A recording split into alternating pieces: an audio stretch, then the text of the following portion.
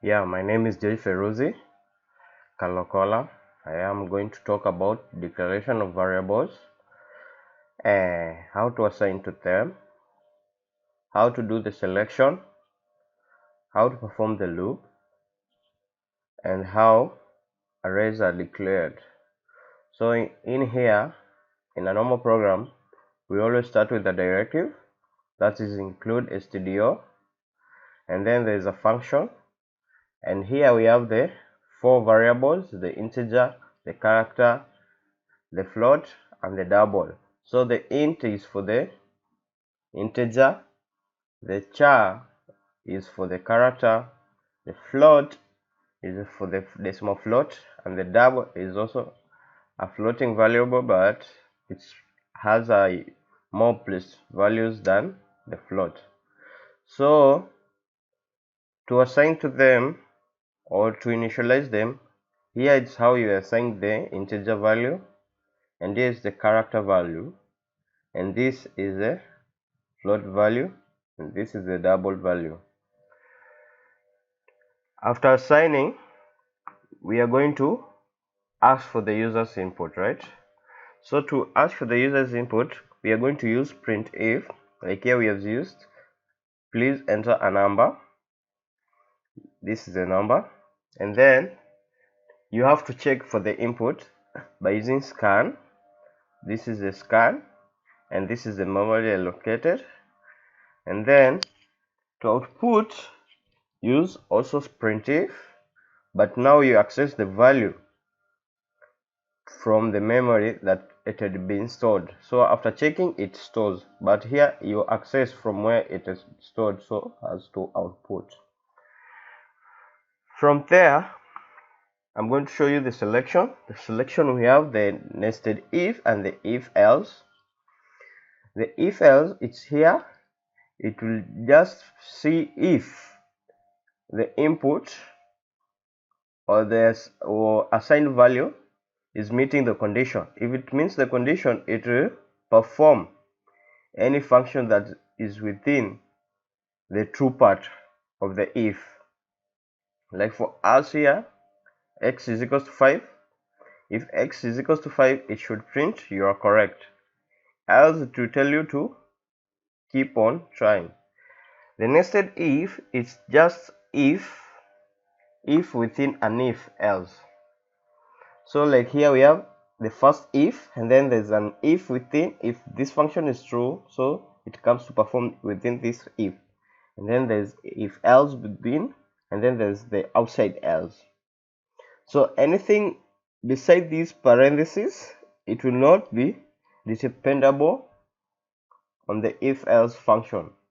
It will be dependent. So leaving alone the if else, we are going to talk about the loop. And for the loop, we have the for loop, the nested for loop, we have the while loop, and the do while loop.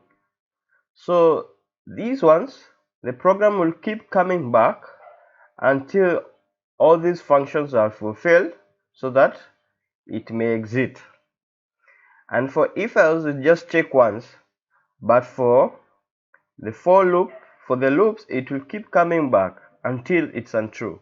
So like for here, the for loop, it will come here, start from w is equals to 0, and then check if w is less than 2, which is true, and then it will come here, print this message, and then go back and increment by 1 the value of w, and then come here, check again, is w less than 2? If it's true, and then it will print this and then increment it again. If this is true, it will do the same, but if this is false, it will come out of the loop. The nested for loop is just a for loop within a for loop. So as this is fulfilled, this is done, and then it will do this. And then the while loop will do work the same way as the for loop, and it will print this and leave the program as long as the w value is still less than 6. And the do while also works the same as the while loop, and we have to keep on incrementing this value of w, so that this will always come at a point that it will be untrue, so that the program will exist. So with all this, I'm also going to show you the arrays. So for an array,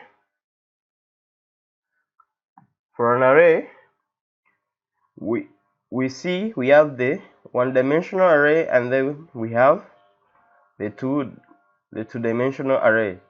So for an array, this value stands for one dimension stands for the number of columns, but for a 2 dimension, this is the row and this is the number of columns. So to initialize the value, like the normal variables, it's also done in this manner. This it will be printed in 0, and the memory is 07.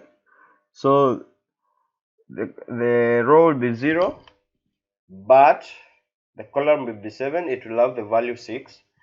And this one, the row will be 1, and it will have the value, and the column 2, it will have the value 9. So as I said, I'm going to demonstrate this. So like here, let me increment the value of s, so that we can test our program. So you can see here, after we built it, it says successful. So we are going to run it and see everything. I'm going to close this and run everything.